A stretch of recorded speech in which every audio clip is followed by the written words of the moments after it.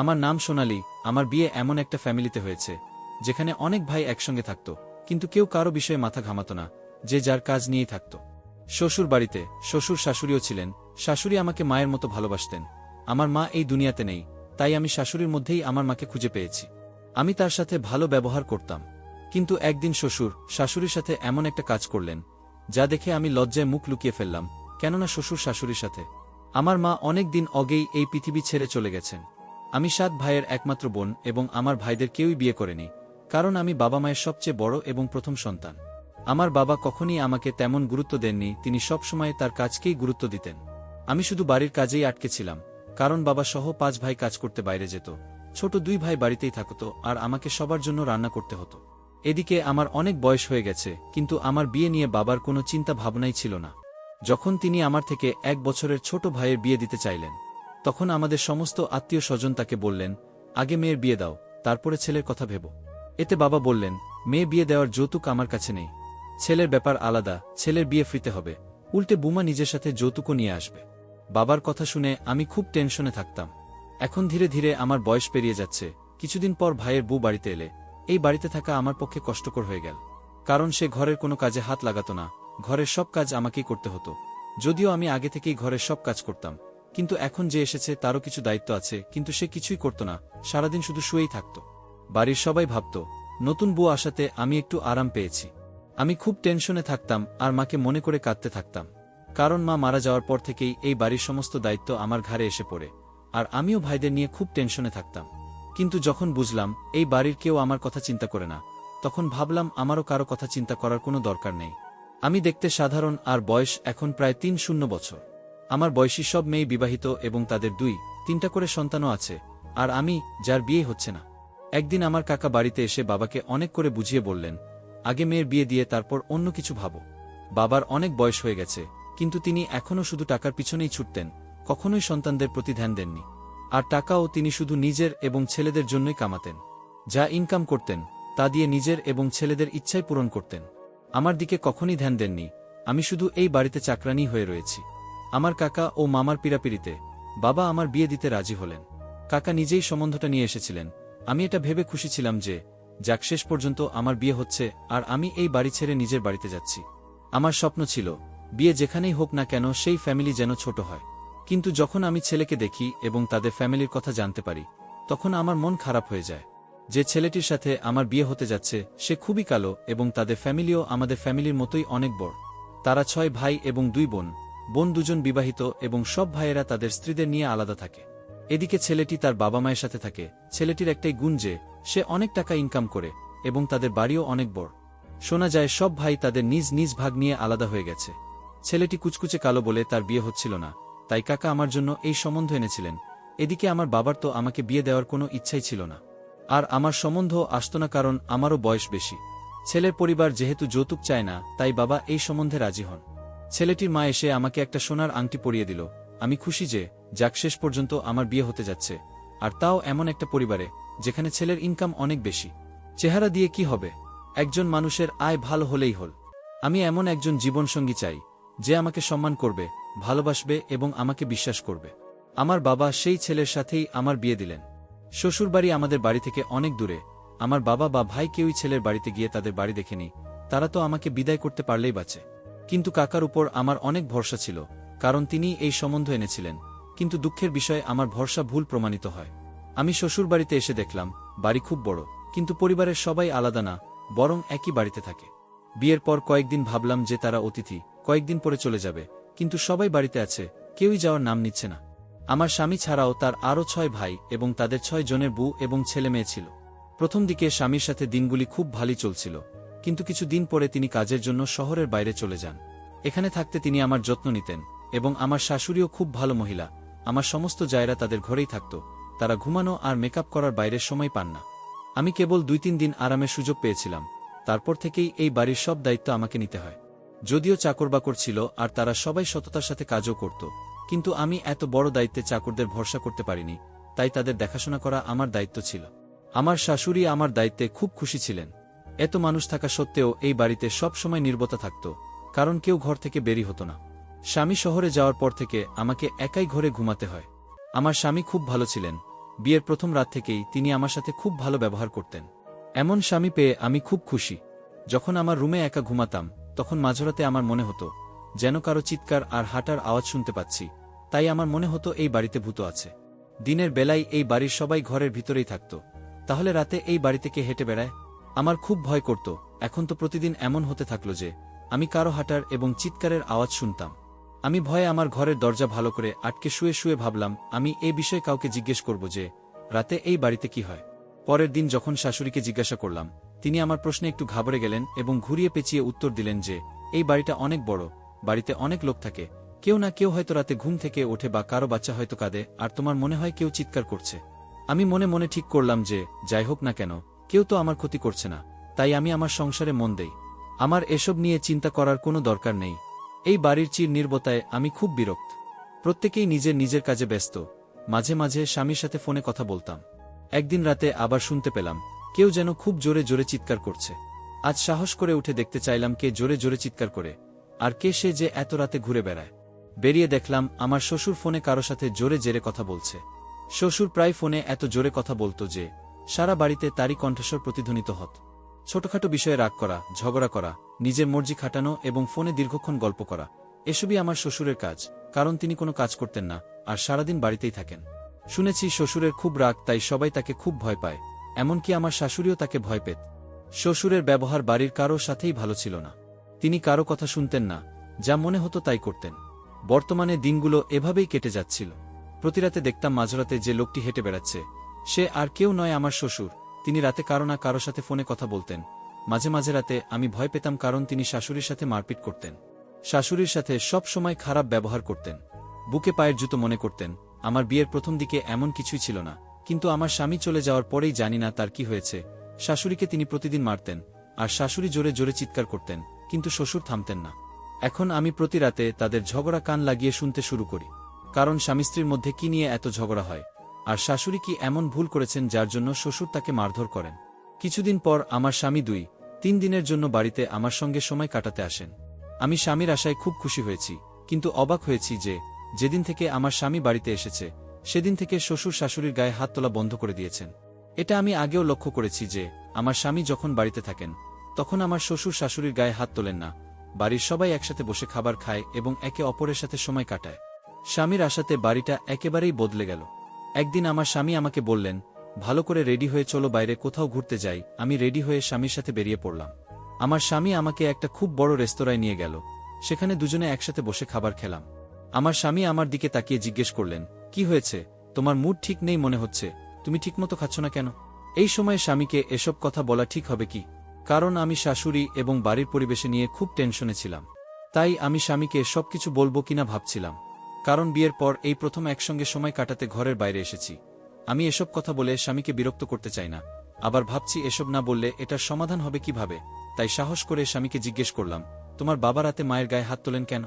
এই প্রশ্ন শুনে আমার স্বামী অবাক হয়ে আমার দিকে তাকিয়ে বলল, তুমি কি পাগল হয়ে গেছ? এটা হতেই পারে না, বাবা তোমাকে খুব ভালোবাসেন। আমি আরও কিছু বলতে যাচ্ছিলাম, ঠিক তখনই স্বামীর ফোনে একজনের ফোন আসে আর সে কল অ্যাটেন্ড করার জন্য উঠে বাইরে চলে যান। আমি আমার স্বামীর হাবভাব বুঝতে পেরেছি যে তিনি এই বিষয়ে কিছুই জানেন না। 5 মিনিট পর স্বামী ফিরে এসে আমাকে জিজ্ঞেস করলেন, তুমি কি যেন বলছিলে? আমি তাকে বললাম হয়তো আমারই কিছু ভুল হয়েছে। তারপর কিছুক্ষণ এটা সেটা নিয়ে কথা বলে আমি স্বামীর সাথে বাড়িতে ফিরে আসি। 2 দিন পর কাজে যাওয়ার সময় স্বামী আমাকে কিছু টাকা দিয়ে বললেন, তুমি তোমার পছন্দের ড্রেস কিনে নিও, কারণ আমরা একসঙ্গে কেনাকাটা করার মতো সময় পাইনি। জানি আমার জায়েরা কেউ আমার সঙ্গে যাবে না, কারণ তারা তো আমার সাথে ঠিকমতো কথাও বলতো না। শাশুড়িকেও জিজ্ঞেস করিনি, কারণ শ্বশুর হয়তো যেতে দেবেন না।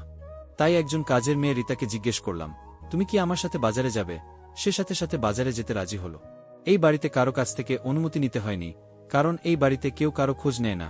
তাই কাজের মেয়েটিকে সাথে নিয়ে বাজার থেকে কেনাকাটা করে ফিরে এলাম। বাজার থেকে বাড়িতে এসে শাশুড়ির রুমের পাশ দিয়ে যাওয়ার সময় একটা আওয়াজ শুনতে পেলাম। তিনি বলছিলেন, থামো, আমার উপর এত অত্যাচার করো না। তার মানে আজ আবার শ্বশুর শাশুড়ির গায়ে হাত তুলছেন, আর তাও রাতে 9 দিনের বেলা। আমি আমার হাতের শপিং ব্যাগ সাইডে রেখে শাশুড়ি আর শ্বশুরের কথা শুনতে লাগলাম। শাশুড়ি জোরে জোরে চিৎকার করছিলেন যে, তুমি আমার সাথে এমন করো না, আমাকে ক্ষমা করে দাও। আর কতদিন আমার সাথে এইসব করতে থাকবে? আমার শাশুড়ি বারবার এই কথাটা বলছিলেন। আমি দরজায় উকি দিয়ে দেখতে চাইলাম শ্বশুর শাশুড়ির সাথে কি করে। আমি চমকে উঠলাম এটা দেখে যে শ্বশুর শাশুড়ির চুল কাটছেন। আমি ভাবতাম শ্বশুর শাশুড়ির গায়ে হাত তোলেন, তাই তিনি এত চেঁচামেচি করেন, কিন্তু আমার ধারণা সম্পূর্ণ ভুল, কারণ তিনি তাকে মারছেন না, বরং তার চুল কাটছেন, যার কারণে শাশুড়ি খুব চিৎকার করছিলেন। আমি কিছুই বুঝতে পারছি না, চুল তো নারীর গয়না, প্রত্যেক নারীর সৌন্দর্য তার চুলে। শ্বশুরের এক হাতে শাশুড়ির কাটা চুল আর অন্য হাতে কাঁচি। এসব দেখে আমি সহ্য করতে না পেরে চিৎকার করে ভিতরে চলে গেলাম। ভিতরে গিয়ে শ্বশুরকে জিজ্ঞেস করলাম, বাবা, আপনি এসব কি করছেন? তখন শ্বশুর বললেন, তোমার শাশুড়ির অপরাধের তুলনায় এই শাস্তি খুবই কম, নইলে তোমার শাশুড়ির যা কাজকর্ম তাতে তো তাকে এই বাড়ি থেকে বের করে দিতে হয়। এই বলে শ্বশুর ঘর থেকে বেরিয়ে গেলেন। আমি তাড়াতাড়ি গিয়ে শাশুড়িকে জড়িয়ে ধরলাম, কারণ তিনি খুব কান্নাকাটি করছিলেন। আমি তাকে জিজ্ঞেস করলাম, এসব কি হচ্ছে? আর বাবা, আপনার চুল কেন কাটছেন? আমার শাশুড়ি বললেন, সে প্রতিদিন এরকমই করে, আগে আমাকে মারধর করে তারপর চুল কাটে। আমি বললাম, কিন্তু আমার মনে হয় তিনি শুধু আপনার মাথার চুল কাটেন, মারেন না। শাশুড়ি বললেন, এই লোকটা খুব নিষ্ঠুর, যা ইচ্ছা তাই করতে পারে। তিনি আরও বললেন, বুমা, তুমি এই বাড়ির ব্যাপারে কিছুই জানো না, তাই তুমি বুঝতে পারছো না, আমি সম্পূর্ণ নির্দোষ। আমি তাকে বললাম, কোনো একটা কারণ তো আছেই, নইলে তিনি আপনার সাথে এমন করবেন কেন? আমার শাশুড়ি বললেন, বুমা, এই বাড়িতে সবাই নিজের নিজের ধান্দায় আছে, সেজন্য কেউ কারো ব্যাপারে কথা বলে না, কারণ এই বাড়ির সবাই আমার ছেলের ইনকাম খায়। তুমি এই বাড়ির সবার থেকে দূরে থেকো, বিশেষ করে তোমার শ্বশুরের থেকে, সে খুব ডেঞ্জারাস মানুষ। আর কখনো কোনো কিছু তোমার স্বামীকে বলো না, না হলে এ আমাকে মেরে ফেলবে। শাশুড়ি আমাকে জোর করে রুম থেকে বের করে দিয়ে বললেন, ভবিষ্যতে আর কখনো আমাদের ঝগড়ার মধ্যে এসো না, নইলে তোমার সাথেও খারাপ কিছু হতে পারে। তোমার আর কিছু জানার দরকার নেই, তুমি তোমার রুমে যাও। আমি নিঃশব্দে রুম থেকে বেরিয়ে এলাম। শ্বশুর শাশুড়ির সাথে ভালো ব্যবহার করছিলেন না। আমার শাশুড়ি একজন ভালো মহিলা এবং আমি তাকে এভাবে অত্যাচারিত হতে দেখতে পারছি না। আমি আমার রুমের দিকে যাচ্ছিলাম, সিঁড়িতে শ্বশুরের সাথে দেখা। তিনি আমাকে বললেন, একবার আমার কথা শোনো, আমি জানি তুমি আমার কথা বিশ্বাস করবে না। শ্বশুর কি বলছেন আমি বুঝতে পারছিলাম না। তখন তিনি আমার কাছে এসে বললেন, আমি জানি তুমি আমার ছেলের মতো খুবই বুদ্ধিমান মেয়ে। আমি শ্বশুরকে বললাম, কিন্তু আপনি মায়ের সাথে খুব খারাপ করছেন। শ্বশুর বললেন, দাঁড়াও, আমি এখনই তোমাকে পুরো কথাটা বলছি যাতে তুমি বুঝতে পারো এই বাড়িতে কি হচ্ছে। এই বলেই শ্বশুর পকেট থেকে মোবাইল বের করে তাতে কিছু করতে লাগলেন। তারপর মোবাইল আমার দিকে এগিয়ে দিয়ে বললেন, এই দেখো, আশা করি আজকের পর আর কখনো ভুল বুঝবে না। শ্বশুর আরও বলতে লাগলেন, আমি খারাপ মানুষ না, কিন্তু একজন পুরুষ যদি তার স্ত্রীকে খারাপ হতে দেখে, তবে সে নিশ্চয়ই কোনো না কোনোভাবে স্ত্রীকে থামানোর চেষ্টা করবে। ফটোগুলো দেখে আমার পায়ের নিচ থেকে মাটি সরে গেল। নিজের চোখকে বিশ্বাস করতে পারছিলাম না।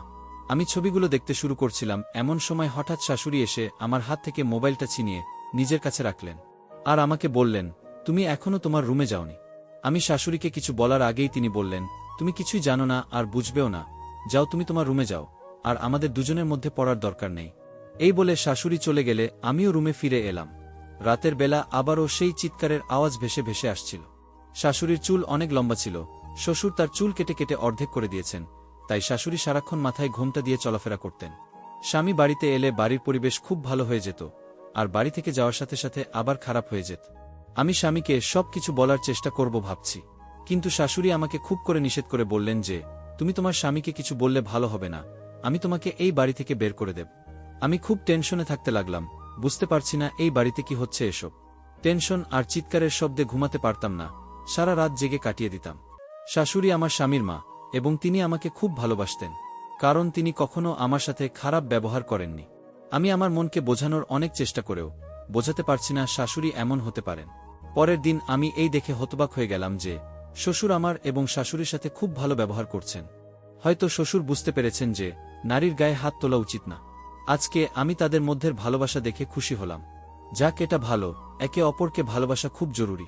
অনেক দিন ধরে শ্বশুর শাশুড়ির সাথে কোনো খারাপ ব্যবহার করছেন না, এখন আমি নিশ্চিত হলাম, তাই মাথা থেকে টেনশনও কমতে শুরু করেছে।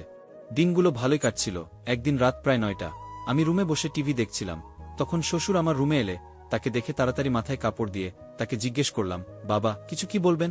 তিনি বললেন, বুমা, আমি তোমার জন্য নিজের হাতে চা বানিয়ে নিয়ে এসেছি। তোমার শাশুড়ি এবং স্বামীও আমার বানানো চা খেতে খুবই ভালোবাসে। ভাবলাম বুমা বাড়িতে আছে, কেউ তার সাথে ঠিক মতো কথাও বলে না, তাই তোমার জন্য চা তৈরি করে এনেছি, খেয়ে বলো চা কেমন হয়েছে। আমি শ্বশুরের দিকে হতবাক হয়ে তাকিয়ে রইলাম।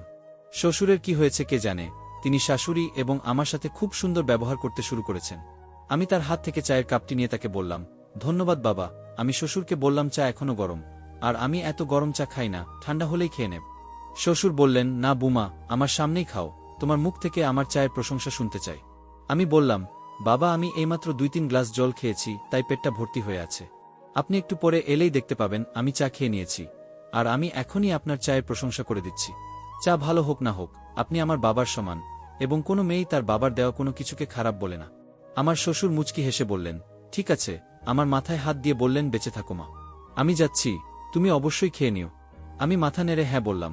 এরপর আমি উঠে বাথরুমে গিয়ে চা ফেলে দিয়ে চায়ের ফাঁকা কাপ টেবিলের উপর রাখলাম। কারণ চা খেতে আমি একদমই পছন্দ করতাম না। রাতে চা খেলে অনেক সমস্যা হতো, কিন্তু এটা বাবাকে কিভাবে বলতাম। কিন্তু আমি খুশি যে শ্বশুরের ব্যবহারের অনেক পরিবর্তন হয়েছে। তিনি অনেক দিন ধরে মাঝরাতে শাশুড়ির উপর অত্যাচার করেননি। অনেক রাত হয়ে গেছে, তাই টিভি বন্ধ করে স্বামীর সাথে চ্যাটিংয়ে কথা বলছিলাম। এই সময় তিনিও তার রুমে বিশ্রাম নিচ্ছিলেন। এমন সময় আমার মনে হলো কারো ছায়া যেন আমার রুমের দিকে আসছে। এটা দেখে ভয় পেয়ে তাড়াতাড়ি মোবাইল বন্ধ করে শুয়ে পড়লাম। কেউ একজন দরজা খুলে সম্ভবত আমার দিকে ভালো করে দেখে আবার দরজা বন্ধ করে দিল। আমি বুঝতে পারলাম আমার রুমে কে এসেছিল। আমি আবার স্বামীর সাথে চ্যাটে কথা বলতে লাগলাম, কিন্তু বাইরে কিছু খুটখাট আওয়াজ শুনতে পেয়ে মোবাইল নিয়ে চুপচাপ বাইরে বেরিয়ে দেখতে গেলাম কি হচ্ছে।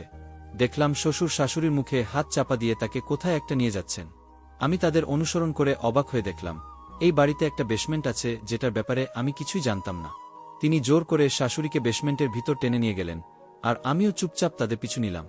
শ্বশুর শাশুড়িকে বেসমেন্টের ভিতরে নিয়ে গেলেও তিনি বেসমেন্টের সিঁড়ির দরজা খোলা রেখে দিলেন। তাই আমিও চুপচাপ তার পিছু নিয়ে বেসমেন্টের ভিতরে চলে গেলাম। দেখলাম বেসমেন্টের ভিতরে একটা ছোট ঘর আছে। আমি সেখানেই দাঁড়িয়ে তাদের কথা শুনতে লাগলাম। শ্বশুর শাশুড়িকে চেয়ারে বসিয়ে তাকে দড়ি দিয়ে বেঁধে দিলেন।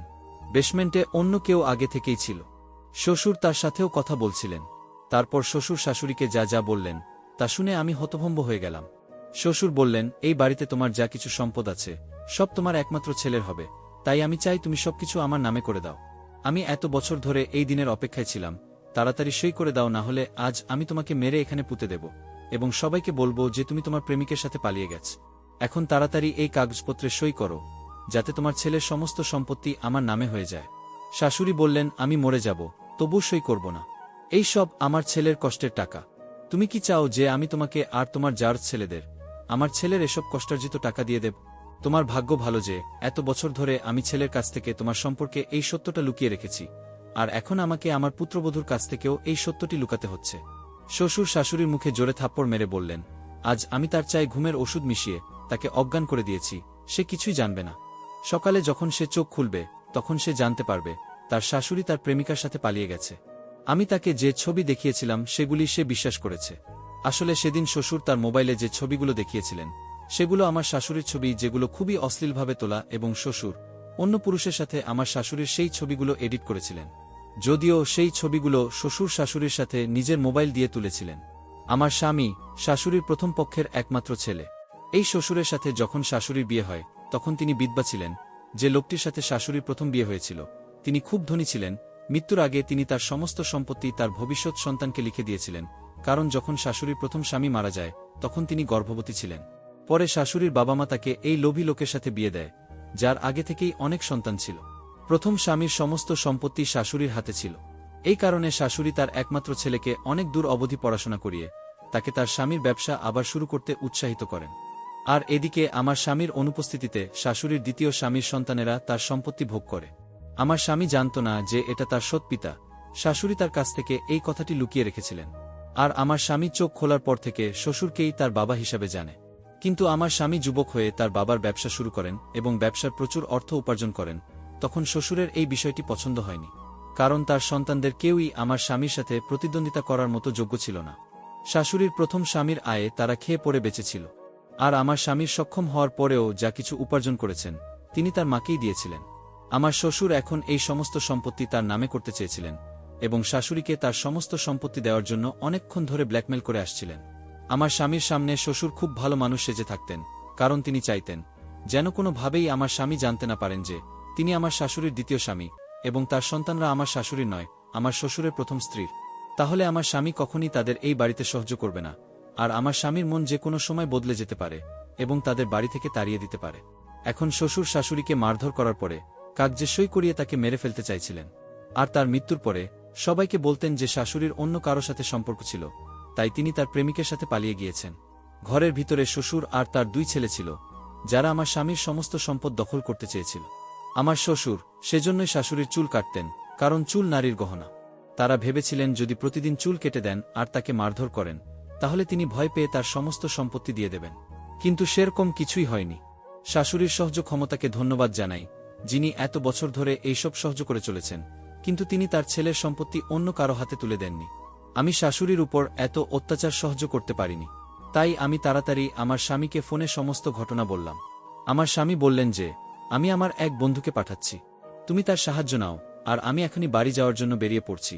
যদি এসব সত্যি হয় তবে আমি বাবা এবং তার সমস্ত ছেলেদের ঘাড় ধরে বাড়ি থেকে বের করে দেব, আর যদি ভুল প্রমাণিত হয় তবে আমি তোমাকেই এই বাড়ি থেকে বের করে দিয়ে তোমাকে ডিভোর্স দিয়ে দেব।